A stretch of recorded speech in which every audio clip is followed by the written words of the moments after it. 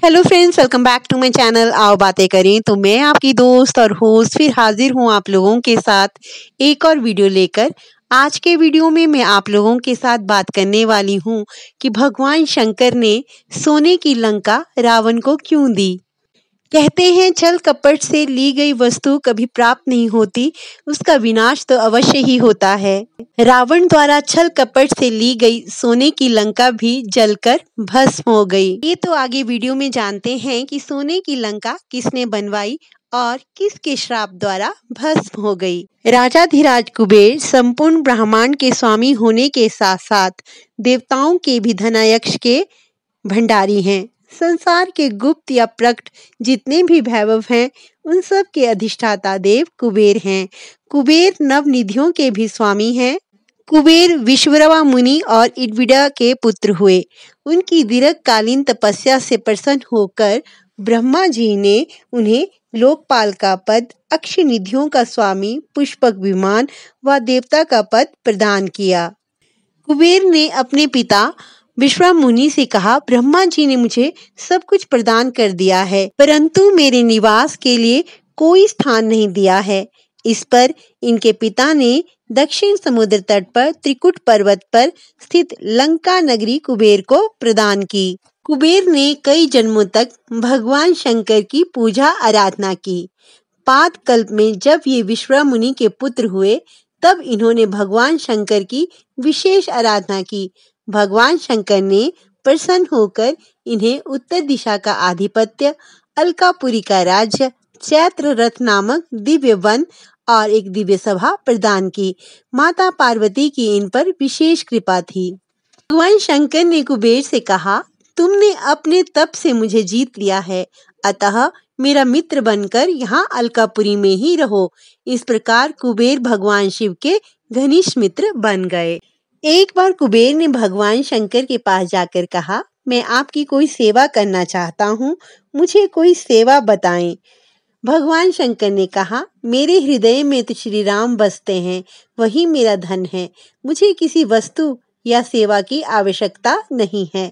भगवान शंकर के मना करने पर कुबेर भंडारी प्रतिदिन माता पार्वती से विनती करते, माँ, मेरी आप दोनों की सेवा करने की बहुत इच्छा है, कोई सेवा बताओ।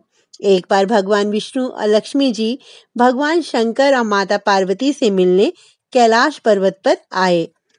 ठंड के कारण माता लक्ष्मी जी ठिठुरने लगी। उन्हें पूरे कैलाश पर कोई ऐसा स्थान नहीं मिला जहां पर वह आराम से रह सकें।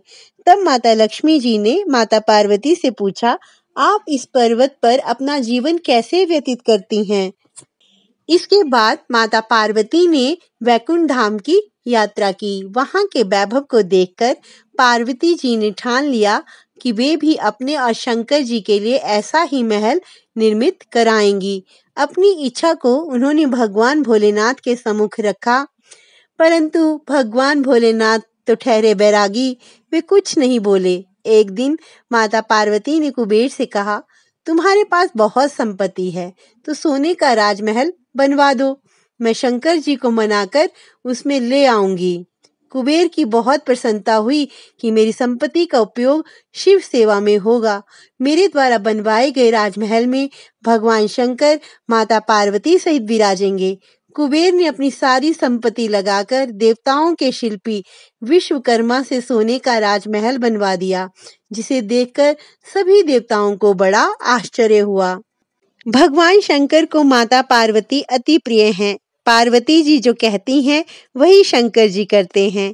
माता पार्वती ने शंकर जी से कहा, कुबेर ने बहुत परिश्रम और प्रेम से सोने का राजमहल बनवाया है, थोड़े दिन यदि हम वहां रहें तो इसमें क्या हर्ज है? आप तो स्वयं आनंद स्वरूप हैं, आपको शमशान में भी आनंद है, पेड़ की छाया में भी आनंद है, तो क्या राजमहल में आपको आनंद नहीं होगा? भगवान शंकर ने कहा, कुबेर ने राजमहल तो अच्छा बनवाया है, किंतु कुबेर ने अभी वास्तु पूजा नहीं की है। वास्तु पूजा किए बिना वहां हम कैसे रहेंगे? भगवान शंकर और माता पार्वती आपस में बात कर ही रहे थे, तभी वहां रावण भगवान शंकर के पूजन के लिए आया। भगवान शंकर भली भांति जानते थे कि रावण प्रकांड विद्वान है। उन्होंने कहा, वास्तु पूजन कराना है, तुम्हें तो वैदिक मंत्रों का ज्ञान है, रावण के हाँ कहने पर भगवान शंकर यजमान बने और रावण पुरोहित बन गया और सोने के राजमहल का वास्तु पूजन सानंद संपन्न हुआ। रावण बड़ा लोभी था। सोने का राजमहल देखकर उसकी नीयत बिगड़ गई और वह मन में सोचने लगा कि किसी तरह यह राजमहल मुझे मिल जाए। पूजन के बाद भगवान शंकर ने रावण से कहा, पुरोहित जी, आपको जो उचित लगे वह दक्षिणा मांग लो। रावण ने कहा, मैं जो मांगू वो आप मुझे देंगे? भगवान शंकर ने कहा, मेरा नियम है कि मैं किसी से ना नहीं कहता हूँ।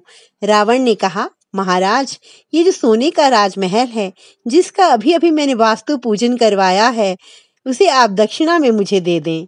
यह सुनकर भगवान शंकर ने पार्वती जी से कहा, ब्राह्मण है, मांग रहा है, मांगना मरने के समान होता है। हम लोग सोने के राजमहल में रहें या कहीं और, क्या फर्क पड़ता है? कोई गरीब राजमहल में रहकर सुखी होता है तो हम उसको देखकर ही सुखी हो जाएंगे। भगवान शिव याचक, मांगने वाले के लिए कल्प वृक्ष हैं। जैसे कल्प वृक्ष अपनी छाया में आए हुए व्यक्ति को अभिष्ट वस्तु प्रदान करता है, वैसे ही शिव के दरबार से कोई खाली हाथ नहीं लौटता। वे उपासकों के समस्त अभाव दूर कर देते हैं और देते देते अघाते भी नहीं हैं। ओगरदानी शिव के दान को देखकर लक्ष्मी जी ईर्ष्या करती हैं कि जो वस्तुएं बैकुंठ में भी दुर्लभ हैं, वे शंकर जी इन कंगालों को बांट रहे हैं। शंकर जी ने रावण से कहा, चलो तुम्हें राजमहल दिया। पार्वती जी को ये बात ठीक नहीं लगी।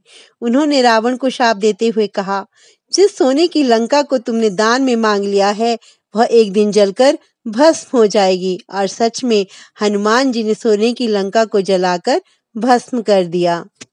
और आप तो जानते ही हैं, हनुमान जी भगवान शिव के 11वें रुद्र अवतार हैं। इसीलिए तो कहते हैं शंकर स्वयं केसरी नंदन। यही था मेरा आज का वीडियो। अगर आपको वीडियो अच्छी लगती है तो वीडियो को लाइक शेयर ज़रूर करें और चैनल को सब्सक्राइब करना बिल्कुल ना भूलें। जय श्री कृष्ण।